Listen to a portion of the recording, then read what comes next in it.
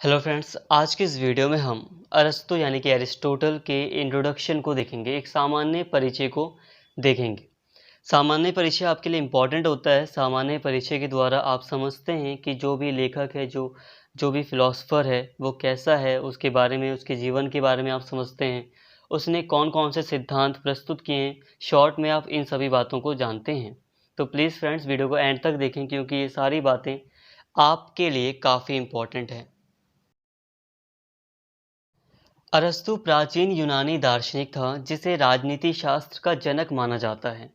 वह महान यूनानी दार्शनिक प्लेटो का शिष्य था और विश्व प्रसिद्ध योद्धा एवं सम्राट सिकंदर महान का शिक्षक था।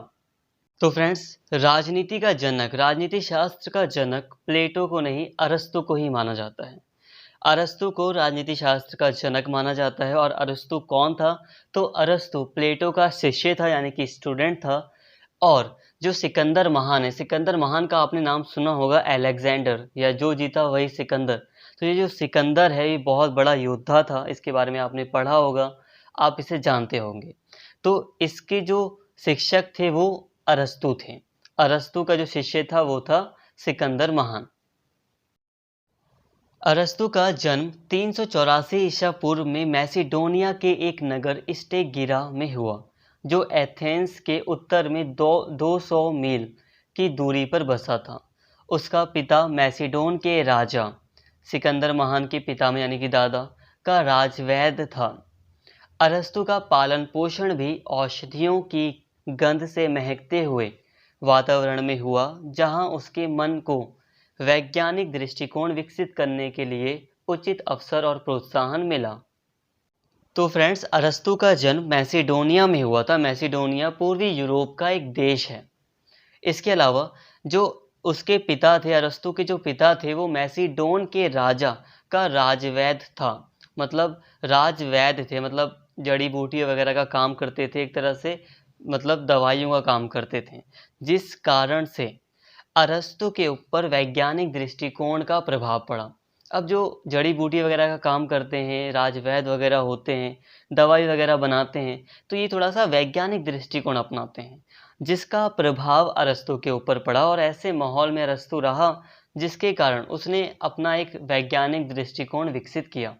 और यही कारण है कि उसके नीति शास्त्र और राजनीति शास्त्र में, एथिक्स और पॉलिटिक्स के विवेचन में जीव वैज्ञानिक यानी कि बायोलॉजी और आयुर्वैज्ञानिक दृष्टांतों का विस्तृत प्रयोग किया गया है।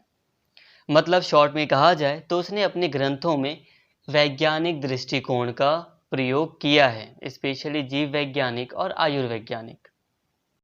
30 वर्ष की आयु में उसने एथेंस जाकर प्लेटो की छत्र छाया में दर्शन शास्त्र का अध्ययन किया। प्लेटो उसकी कुशाग्र बुद्धि से इतना अधिक प्रभावित था कि वह अरस्तु को अपनी अकादमी का मस्तिष्क कहा करता था। वैसे अरस्तु ने आगे चलकर अपना चिंतन स्वतंत्र दिशा में विकसित किया और प्लेटो के विचारों की तीव्र आलोचना भी की। फिर भी उसके विचारों पर प्लेटो की अमिट छाप है। प्लेटो और अरस्तु दोनों ही प्रतिभावान थे, और जैसा कि सामान्य अनुभव से सिद्ध होता है, दो प्रतिभावान व्यक्ति कभी एकमत नहीं होते। देखिए दोस्तों, अरस्तु प्लेटो का शिष्य था, बट फिर भी अरस्तु ने प्लेटो के कई सारे सिद्धांतों की आलोचना की है, और प्लेटो से अलग उसने अपना थोड़ा अलग राजनीति चिंतन पर विचार किया है।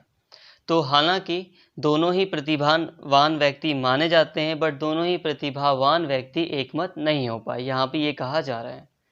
अरस्तु ने पुस्तकों के संग्रह में विशेष रुचि ली, जिससे उसकी विद्वता में निखार आ गया। 344 ईसा पूर्व में हर्मियास जो कि एक शिष्य माना जाता है अरस्तु का, उसने अरस्तु को अपने राजदरबार में आमंत्रित किया और अपनी बहन से उसका विवाह कराया। उसके साथ अरस्तु ने पारिवारिक जीवन सुख से बिताया। कुछ वर्ष बाद मैसिडोन के राजा फिलिप ने अरस्तु को अपने राजदरबार में आमंत्रित करके सिकंदर की शिक्षा का कार्य सौंपा। सिकंदर उस समय 13 वर्ष का चंचल और अदम्य बालक था। उसे वश में करने में अरस्तु को कोई विशेष सफलता नहीं मिली। विश्व विजय की महत्वाकांक्षा दर्शन शास्त्र की औषधि से संयत नहीं हो पाई।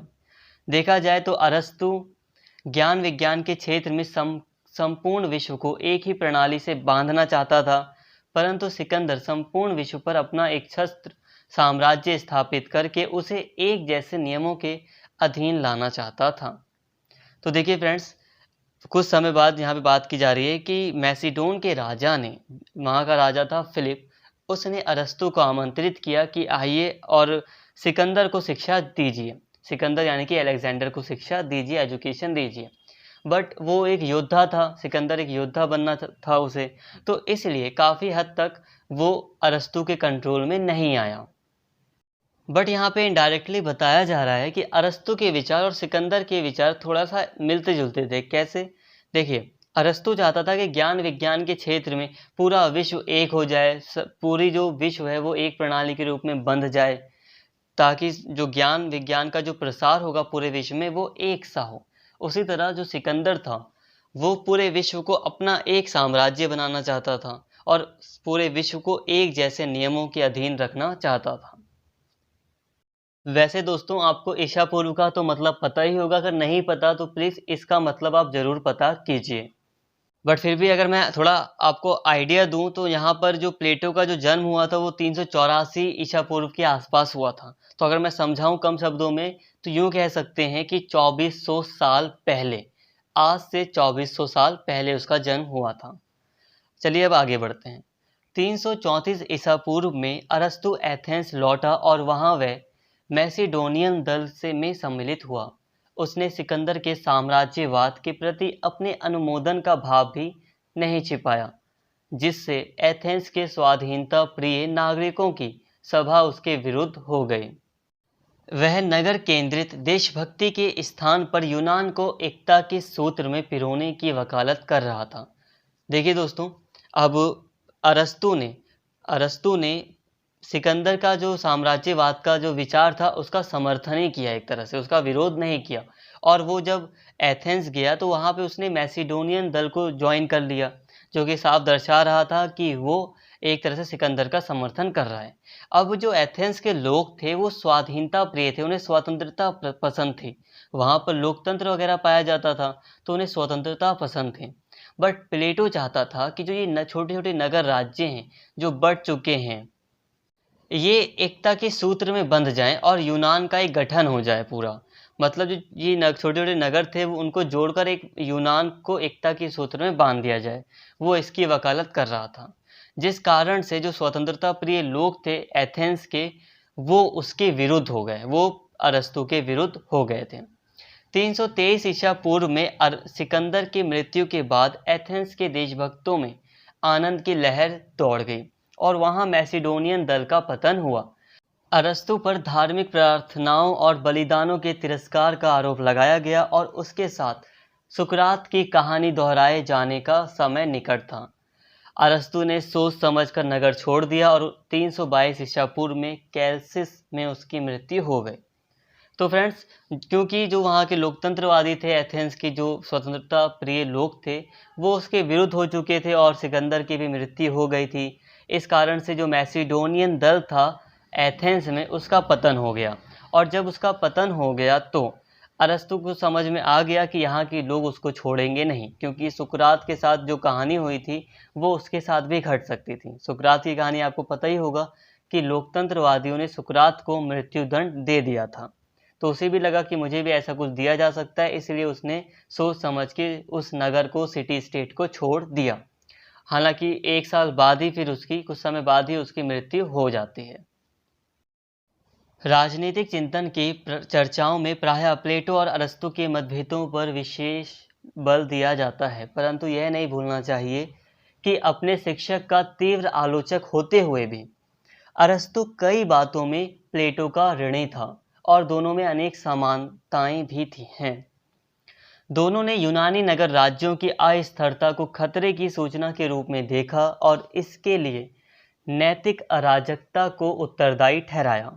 दोनों ने यह स्वीकार किया कि राज्य जीवन की आवश्यकताओं की पूर्ति के लिए अस्तित्व में आता है और सत जीवन की सिद्धि के लिए बना रहता है। दोनों ने शासकों और नागरिकों के लिए समुचित शिक्षा की आवश्यकता को स्वीकार किया और शारीरिक श्रम का भार दासों पर डालने का समर्थन किया।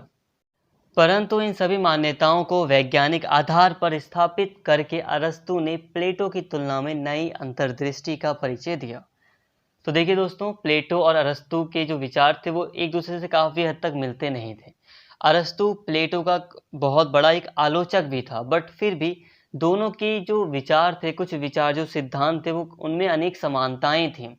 दोनों ही इस बात को समझ रहे थे कि जो यूनान राज्य हैं, यूनानी नगर राज्य हैं, जो ये सिटी स्टेट हैं, इनमें जो अस्थिरता है, जो अनस्टेबिलिटी है, वो बहुत खतरनाक है।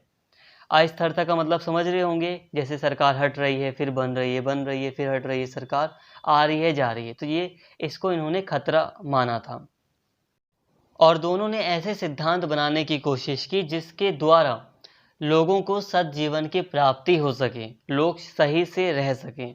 और दोनों ने ही दासों पर श्रम डालने का समर्थन भी किया। बट हाँ, थोड़ा सा अरस्तु को ज़्यादा श्रेय जाता है क्योंकि उसने वैज्ञानिक आधार का भी प्रयोग किया था। तो फ्रेंड्स, आज की जो ये वीडियो थी वो अरस्तु को लेकर थी। इसके अलावा नेक्स्ट वीडियोस में हम अरस्तु के सिद्धांत को भी अच्छे से समझ लेंगे। आई होप आपको ये वीडियो अच्छी लगी होगी। दोस्तों, अगर आपको वीडियो अच्छी लगी हो, समझ में आई हो, तो प्लीज़ चैनल को सब्सक्राइब कर लें और इस वीडियो को ज़्यादा से ज़्यादा शेयर करें और लाइक करें। कोई भी प्रॉब्लम होती है तो प्लीज़ कमेंट करके ज़रूर शेयर करें।